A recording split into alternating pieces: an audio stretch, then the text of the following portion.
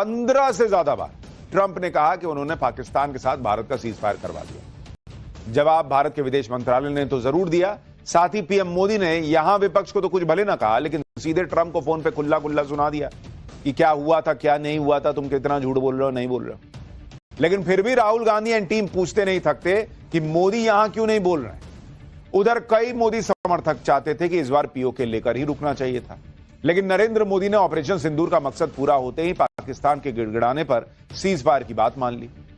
लेकिन सिंधु जल समझौता फिर नहीं बहाल होगा, यह क्लियर कर दिया, क्योंकि उनका विजन क्लियर है कि भारत के हक का पानी है जो नेहरू के जमाने से पाकिस्तान को उठाकर दे दिया गया है, उसे अब भारत के काम में लगाना ही है। यानी मोदी भारत की अंदरूनी पॉलिटिक्स में पड़ने की बजाय, सवाल जवाब के फेर में पड़ने की बजाय जो करना है ना उसके लिए लगे हुए। लेकिन सवाल यह कि आखिर क्यों मोदी साइलेंट मोड में इस मिशन में लगे हुए? आज एक्स्ट्रा क्लास में इसी का जवाब दूंगा, पहले ये रिपोर्ट देखिए।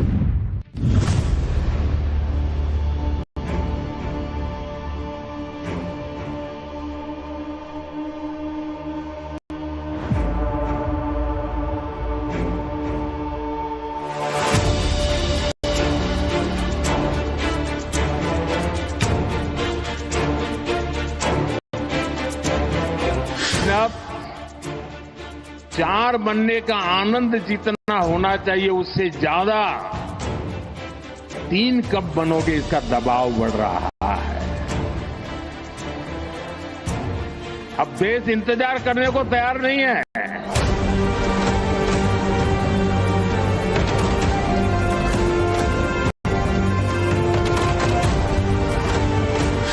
आज भारत हर तरह से वैश्विक विकास के पक्ष में खड़ा है, शांति के पक्ष में खड़ा है। इसी भावना के साथ आज भारत ग्लोबल साउथ की भी आवाज बना।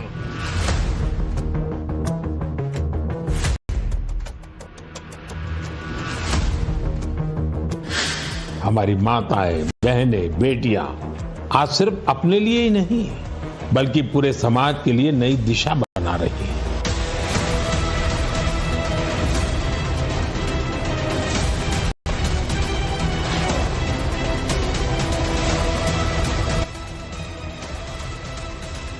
वो किसी धोखे में न रहे। ऑपरेशन सिंदूर अभी खत्म नहीं हुआ।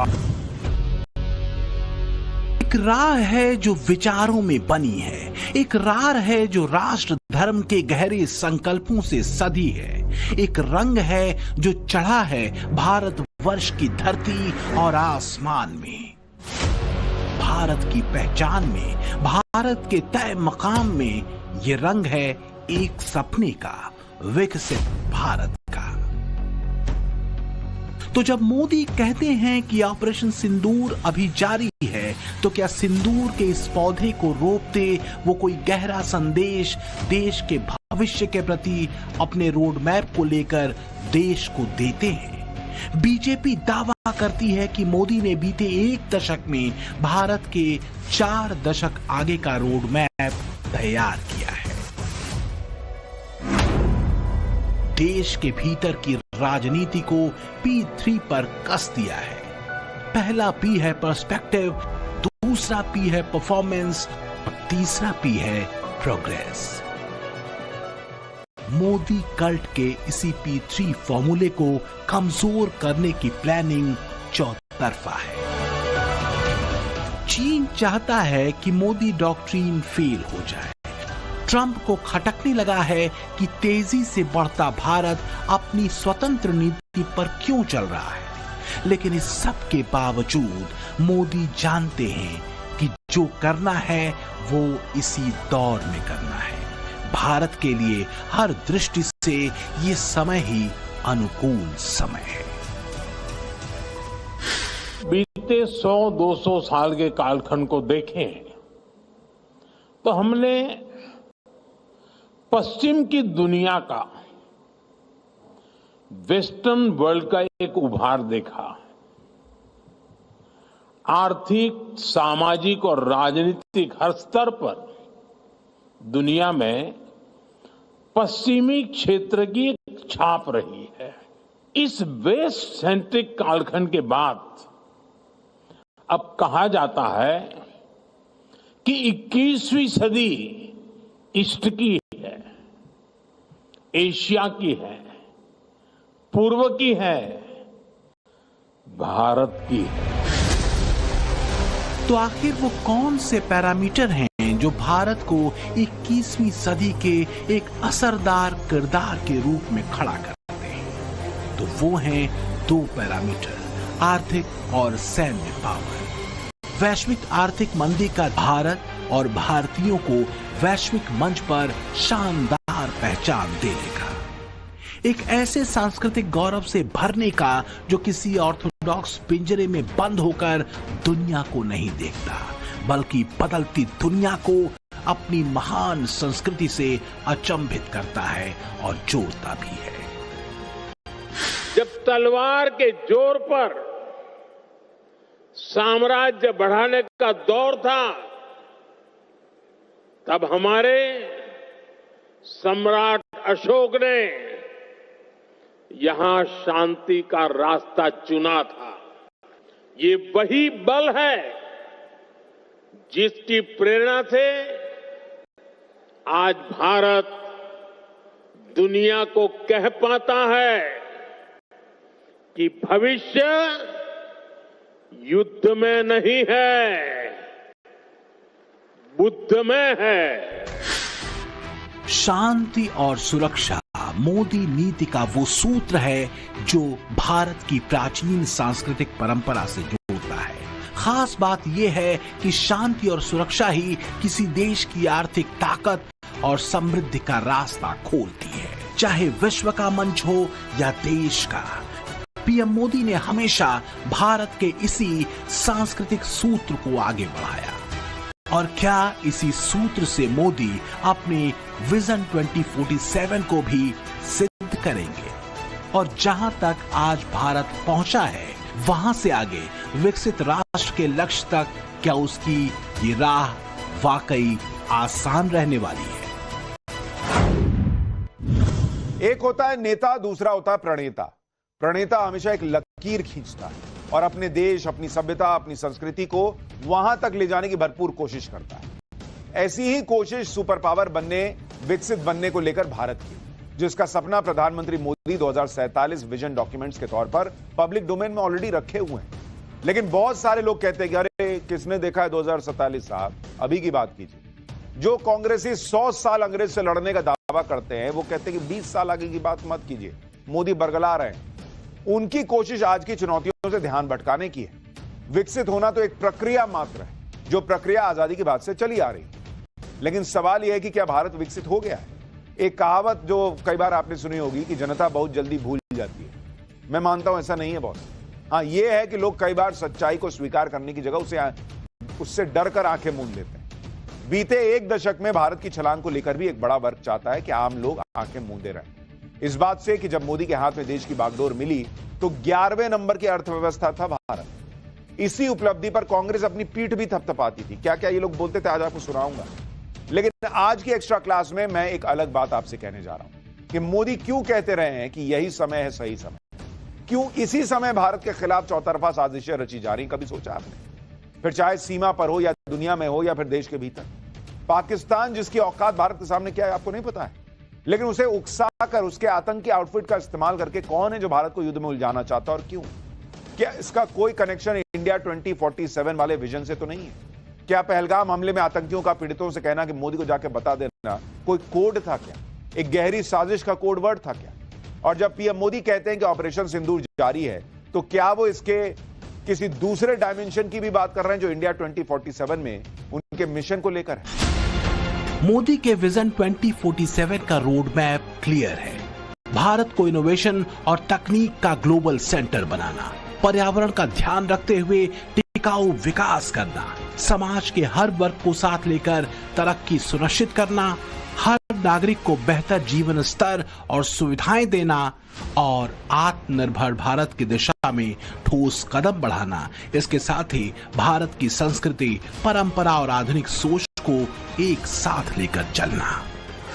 अब हम बीते हुए कल और आज की तुलना करके आराम फरमाने वाले लोग नहीं है। अब सफलता का मापदंड सिर्फ ये नहीं है कि हमने क्या पाया, अब हमारा आगे का लक्ष्य है हमें कहां पहुंचना है।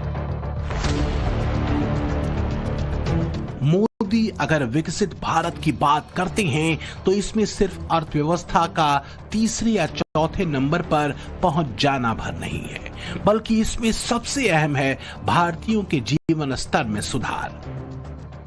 जापान को पीछे छोड़कर भारत दुनिया की चौथी सबसे बड़ी अर्थव्यवस्था बन चुका है।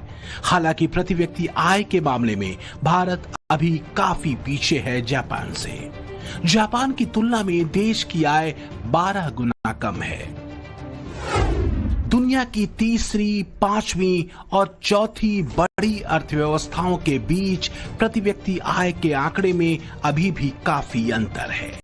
तीसरे नंबर की अर्थव्यवस्था जर्मनी में प्रति व्यक्ति आय $56,000 सालाना है। पांचवें नंबर पर पहुंच चुके जापान की प्रति व्यक्ति आय भी $34,000 सालाना के करीब है, जबकि चौथे नंबर के पायदान पर पहुंच चुके भारत की प्रति व्यक्ति आय जापान से 12 गुना कम है, ये $2,880 के करीब है। हालांकि इसके पीछे एक बड़ी वजह है भारत और जापान के बीच जनसंख्या का भारी अंतर। भारत की जनसंख्या 142 करोड़ है, जबकि जापान की केवल 12 करोड़ 45 लाख। इतनी बड़ी जनसंख्या की वजह से भारत की जीडीपी ज्यादा लोगों में बंटती है, जिससे प्रति व्यक्ति आय कम रहती है। 11 सालों का विकास रोड मैप पर अब विकसित भारत के लक्ष्य की ओर मुड़ चुका है। पीछे क्या किया, इसकी बजाय मोदी अब आगे के भारत के लिए क्या करना है उस पर फोकस कर रहे हैं। किसी भी तरह के युद्ध या संघर्ष में पड़ने का सीधा मतलब है विकास के लिए खर्च हो रहे पैसों का कहीं और खर्च हो जाना। एक्सपर्ट मानते हैं कि मोदी विकसित भारत के अपने टारगेट से डिगना नहीं चाहते। 2014 से आगे पीएम मोदी ने देश के लोगों को लेकर जहां सबसे ज्यादा फोकस किया वो था सोशल सिक्योरिटी, आर्थिक सिक्योरिटी, हेल्थ सिक्योरिटी और सीमा सुरक्षा यानी बॉर्डर सिक्योरिटी। 2014 से पहले और आज विकसित भारत के अपने मिशन पर आगे बढ़ रहे भारत की तस्वीर भारतीयों तक पहुंचाने वाले सोशल सिक्योरिटी स्कीम को लेकर कितनी बदली है, इसकी तस्दीक खुद इंटरनेशनल लेबर ऑर्गेनाइजेशन ने अपनी हालिया रिपोर्ट में की है। भारत की 64%, 64% से ज्यादा आबादी को अब कोई न कोई सोशल प्रोटेक्शन बेनिफिट जरूर मिल रहा है। सामाजिक सुरक्षा ये दुनिया की सबसे बड़ी कवरेज में से एक है। To be compared to any member of the Gandhi family, unfortunately, nobody will compare him because he doesn't have the qualities, he doesn't have the courage, he doesn't have the conviction, he doesn't have the patriotism, he doesn't have that kind of ideological commitment to the constitution which the Gandhi family has, which the Congress party has shown. Congress के लिए कड़वा सच ये है कि विकास के आंकड़ों और global संस्थाओं के पैरामीटर्स पर भारत तेजी से आर्थिक शक्ति बनता एक उभरता हुआ राष्ट्र है। भारत की ये तेजी आजादी के बाद शायद पहली बार दुनिया देख रही है और कईयों को भारत की ये तेज रफ्तार से बढ़ती अर्थव्यवस्था अचंभित करती है तो कईयों को उनको चुनौती देती दिखती है। ऑपरेशन सिंदूर पार्ट 1 के बाद ग्लोबल मंच पर कई महत्वपूर्ण घटनाएं घटी। इन घटनाओं में एक बड़ी घटना रही ईरान इजराइल अमेरिका वॉर की। वो युद्ध जो आगे बढ़ते बढ़ते रुक गया। कुछ जानकार तो कह रहे हैं कि इस मामले में ट्रंप ने मोदी को ही कॉपी किया। भाई मोदी ने पहलगाम आतंकी हमले के बाद भारतीय सेनाओं को खुली छूट दी आतंक के खिलाफ एक्शन की, वैसे ट्रंप ने बोला कि जाओ ठोक दो। फिर जब पाकिस्तान बीच में कूदा तो उसे भी जमकर धोया, ऐसा धोया कि पाकिस्तान को भारत से सीजफायर की गुहार लगानी पड़ी। ट्रंप सोच रहे हैं कि उन्होंने भी ऐसा ही किया ईरान के साथ। सीजफायर की पहल पाकिस्तान ने की, ये बात खुद वहां के रक्षा मंत्री तक मान चुके हैं और वैश्विक मंच पर एससीओ में अपने रक्षा मंत्री राजनाथ सिंह ने भी हौंक दिया पाकिस्तान को आतंकवाद के मुद्दे पर। लेकिन प्रधानमंत्री मोदी के सामने चुनौती नई है। चुनौती यह है कि दुनिया की हर बड़ी शक्ति चाहती है कि मोदी उनके साथ खड़े हो, भारत उनके साथ खड़ा हो। ऐसा नहीं हो तो लोग मुंह फुला ले रहे हैं। कभी ट्रंप मुंह फुलाते हैं, कभी चीन, कभी कोई और। ऐसा ही कुछ घर के अंदर का हाल है। कई बार लगता है कि विरोध सिर्फ इसलिए किया जा रहा है कि विरोध करना है, जबकि दूसरी तरफ चिरावती वाली थ्योरी का संकल्प है, जिसमें आपके पास लक्ष्य तक पहुंचने का विजन डॉक्यूमेंट है और दृढ़ संकल्प। कभी कभी तो ऐसा लगता है कि ऑपरेशन सिंदूर का डायमेंशन काफी बड़ा है, वो सैन्य अभियान भर नहीं। सिंदूर भारतीय संस्कृति का सिर्फ एक अहम हिस्सा भर नहीं है, बल्कि भारतीय जनमानस से भावनात्मक जुड़ाव रखता है। तो क्या ऑपरेशन सिंदूर कहीं भारत के विकसित भारत मिशन से भी जुड़ता है? देश की आधी आबादी के विकसित भारत के लक्ष्य में उनके योगदान से जुड़ता है, क्योंकि छोटी छोटी यूनिट्स में देश की महिलाओं ने बड़े अर्थतंत्र का एक जाल तैयार किया है। हमारी माताएं, बहनें, बेटियां आज सिर्फ अपने लिए ही नहीं बल्कि पूरे समाज के लिए नई दिशा बना रही हैं। आप तेलंगाना के भद्राचलम की महिलाओं की सफलता के बारे में जानेंगे तो आपको भी अच्छा लगेगा। ये महिलाएं कभी खेतों में मजदूरी करती थी, रोजी रोटी के लिए दिन भर मेहनत करती थी। कारोबार शुरू करने के लिए 33 लाख करोड़ रुपए से ज्यादा के लोन बिना गारंटी के दिए गए। ये लोन 50,000 रुपए से लेकर 20 लाख रुपए तक के हैं। इस स्कीम के तहत देश भर में 68% महिलाओं ने मजदूरी छोड़कर खुद का व्यवसाय शुरू किया है।